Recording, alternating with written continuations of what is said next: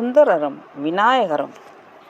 பெரியானை விநாயகர் திருக்கோவிலூர், கள்ளக்குறிச்சி மாவட்டம். சுந்தரரும் சேரமான் நாயனாரும் முறையே யானையிலும் குதிரையிலும் கைலாயம் சென்றனர். அப்போது கைலாயம் செல்லும் வழியில் பூமியில் ஔவையார் விநாயகரை பல நறுமண மலர்களால் போற்றி துதித்து வழிபட்டு வந்ததை கவனித்தனர்.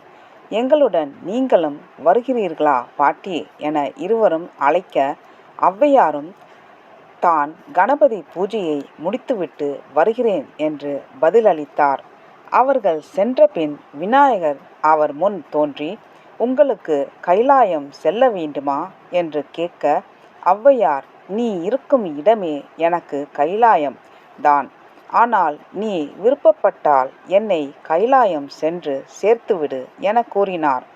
அதன் பின் விநாயகர் தனக்கு ஒரு பாட்டு பாடச் சொல்லி கேட்க, சீதகலப செந்தாமரை என தொடங்கும் விநாயகர் அகவலை அருளிச் செய்தார். அதனை கேட்டு மகிழ்ந்த விநாயகர் பெரிய உருவம் எடுத்தார். தனது பெரிய நீண்டிருந்த துதிக்கையில் ஔவையாரை ஏந்தி கைலாய வாயிலில் கொண்டு சேர்த்தார். அவருக்கு பின் வெள்ளை யானையில் சுந்தரரும் குதிரையில் சேரமான் பெருமாள் நாயனாரும் வந்தனர். தங்களுக்கு முன்னால் ஔவை வந்து சேர்ந்தது குறித்து இருவருக்கும் ஆச்சரியம் ஏற்பட்டது. அது பற்றி ஔவையிடமே கேட்க, மதுரமொழி நல்லுமையால் புதல்வன் மலர்பதத்தை முதிர நினைய வல்லார் கரிதோ முகில் போல் முழங்கி அதிர நடத்திடும் யானையுன் தேருமதன் பின்வரும் குதிரையும் காதங் கிளியும் காதங் குலமுன்னரே என்றார் ஔவை.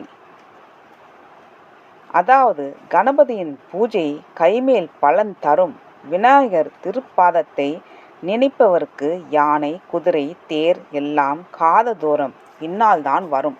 எனவேதான் நான் உங்களுக்கு முன்னால் கைலையை அடைந்தேன் என்பது இதன் பொருள். ஔவையாரை கைலாயத்தில் சேர்ப்பதற்காக பெரிய உருவம் எடுத்ததால் இந்த தல விநாயகருக்கு பெரியானை கணபதி என்ற பெயர் ஏற்பட்டது. இப்படி விநாயகர் சுந்தரமூர்த்தி நாயனாருக்கு பல சந்தர்ப்பங்களில் உதவியிருக்கிறார். இங்கு கவனிக்க வேண்டிய விஷயம் என்னவென்றால், சுந்தரமூர்த்தி நாயனார் ஈசன் சிவபெருமானால் ஆட்கொள்ளப்பட்டவர். அவர் ஈசனையே முதன்மை கடவுளாக கொண்டு வணங்கியவர்.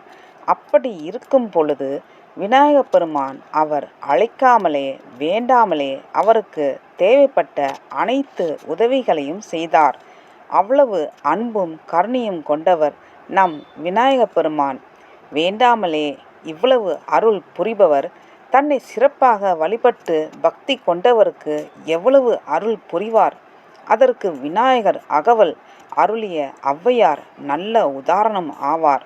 தன்னை துதித்து வழிபட்டு பக்தி கொண்டவருக்கு சகல சௌபாக்கியமும் அருள்வார் விநாயகர்.